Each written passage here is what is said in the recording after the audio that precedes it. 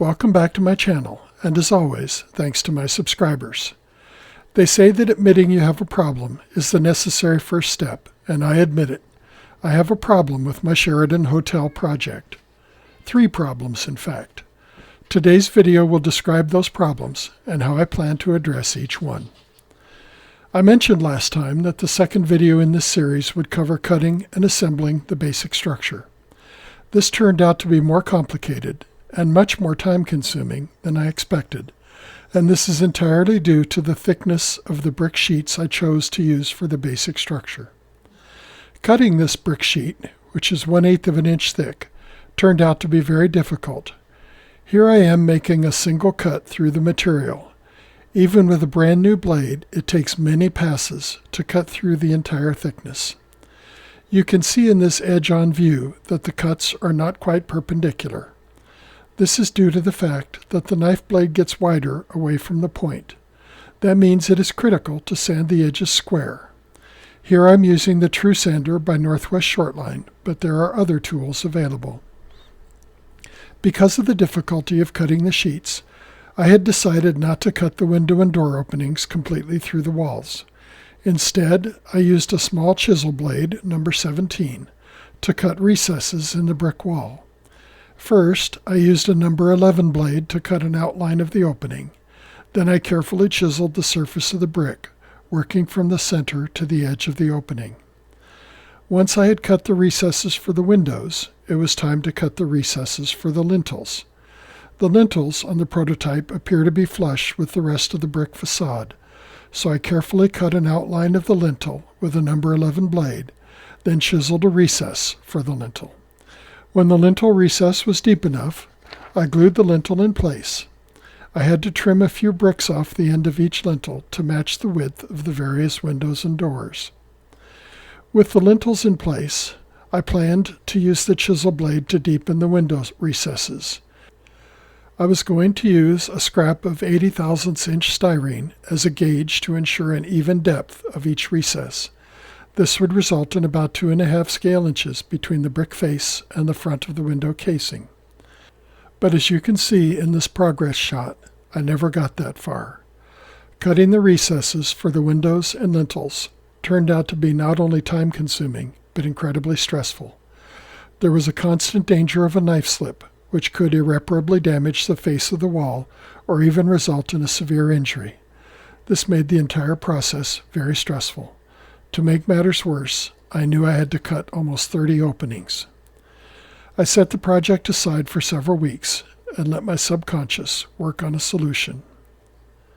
Fortunately, there is a solution.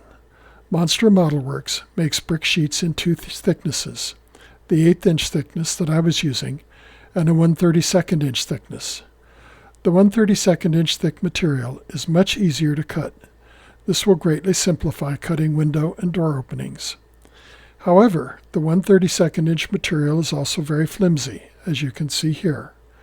Therefore, once the window and door openings have been cut, I will laminate the finished wall to a sheet of 1/16 inch basswood and use the cut openings as guides to cut matching openings in the thicker layer. The 2 laminated pieces should provide the necessary rigidity, especially when the walls have been braced. The second problem was construction of the cornice. You may recall that I had planned to use the Monster Model Works cornice kit to build up my cornice. That turned out to be the wrong choice. The cornice kit is excellent for creating ornate cornices, as you can see here. I had thought that I could use just a portion of the cornice kit, along with a strip of 1/32 inch thick brick sheet to form a simpler cornice like this. But even that turned out to be too clunky for this building. So I decided to make my own cornice from 2 thicknesses of 1/32 inch brick sheet. I carefully cut out half of each brick along the bottom edge of the upper piece. I quickly learned to use a chopping motion, not a slicing motion, to cut the bricks. If you try to slice through the sheet, it will separate along the grain, even with a brand new blade. I cut each full brick in half first. Then I went back and cut between the bricks and removed every other half brick. You can see the pieces I cut out here. I tested this plan on my incomplete front wall. and here are the results. I like the appearance of this cornice. It nicely captures the feel of the original building. As long as I had all 4 sides cut from the 1/8" thick sheet, I made a simple mock-up of the building to check how it would fit on my layout and discovered the third problem. The building as planned would be about 8 scale feet deeper than the deepest building on the street. 8 scale feet, which is just over an inch, doesn't seem like much, but since my layout is very narrow, only 24 inches from the front of the layout to the backdrop, I decided to decrease the length of the sidewalls and compress the window arrangement.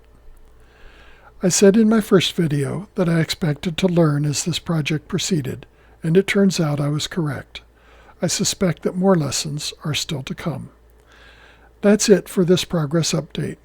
The next video should see the basic structure, as revised, assembled, and painted. As always, I would love to hear your comments and questions. If you want to see more videos of this type, be sure to subscribe and hit that like button. Thanks for watching, and I'll see you next time.